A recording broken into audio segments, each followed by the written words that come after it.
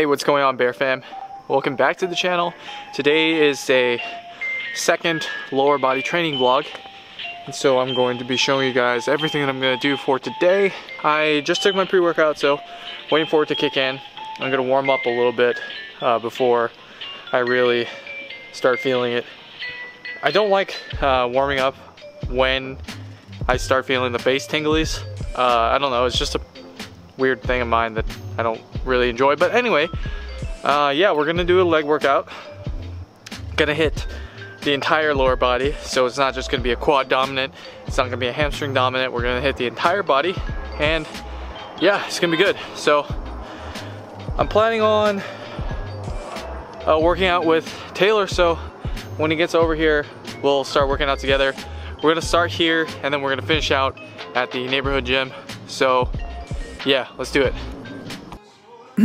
Alright guys, so we are back doing another voiceover for this training vlog, and the first thing that I did for this lower body 2 day was 4x4 at 275 pounds high bar squatting. As I mentioned, I do want to increase my quad strength, so I am swapping to high bar.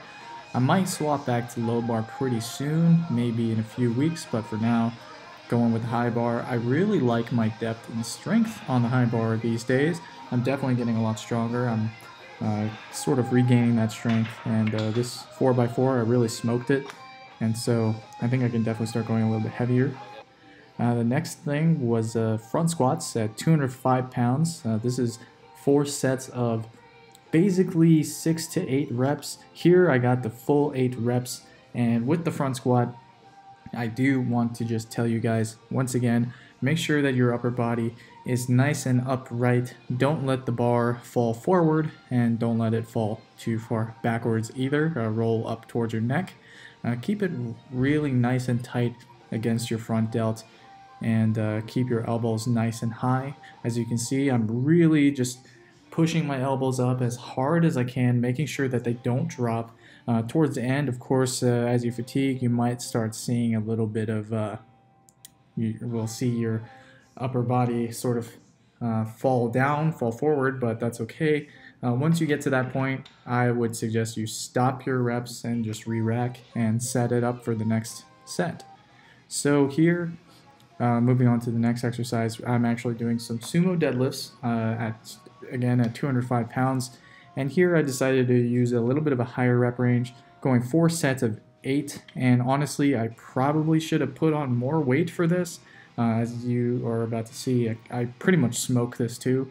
And I think I could actually set my hips a little bit lower for this, but I don't know, this position feels really good for me. And yeah, the weight's just flying up. Really, I think I should have gone a little bit heavier, but it is what it is. Sometimes I like to stay light and focus more on the movement pattern.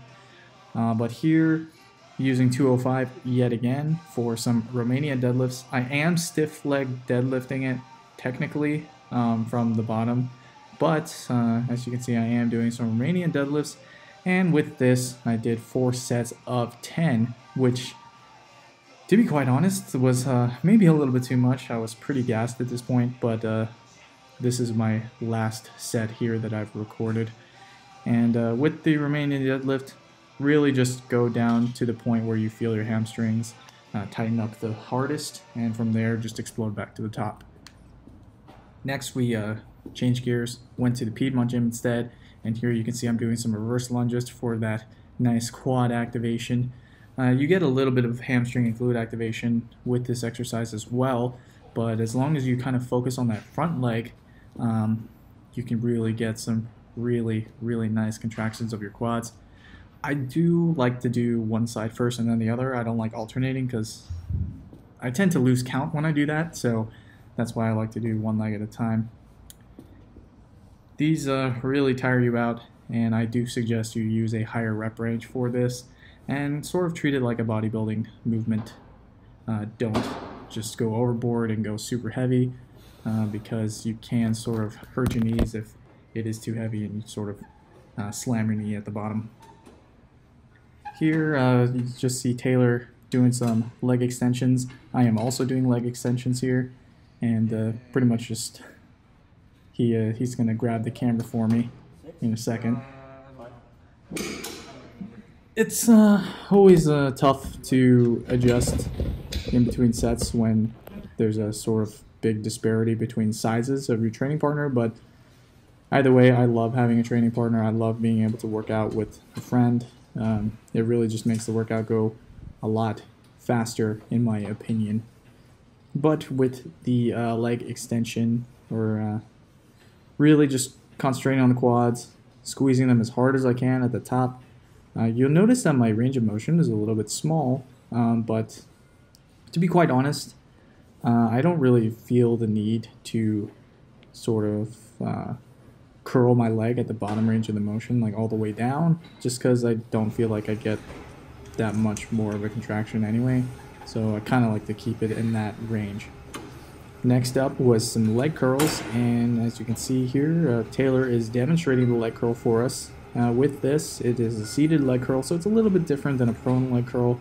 I do like to do these every now and then, but I do prefer a prone leg curl just because I can feel the contractions a little bit better. And when you're seated like this, it's a little bit awkward, a little bit weird to feel your hamstrings moving.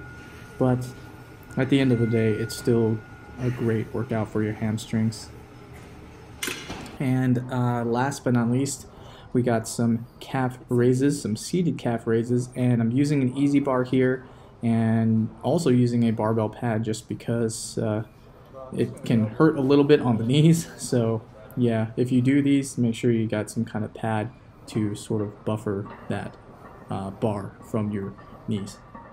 I do like to have it right above my kneecaps. I find that I feel the best loading from this.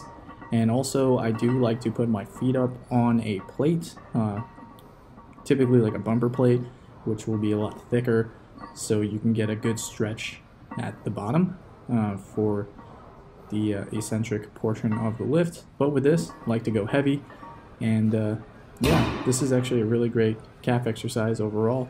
I suggest you guys try it out. Alright, so we just finished up the training for today. Thank you all so much for watching. Hope you guys enjoyed that training vlog. If you have any questions, leave them in the comment section down below. If you want to get into online coaching, please email me at thebarbellbear@gmail.com. Before you leave, don't forget to click that like button and subscribe so you don't miss future videos. I'll talk to you guys tomorrow in the next one. Peace. Steve Fox examines an overnight phenomenon, rapping to the beat.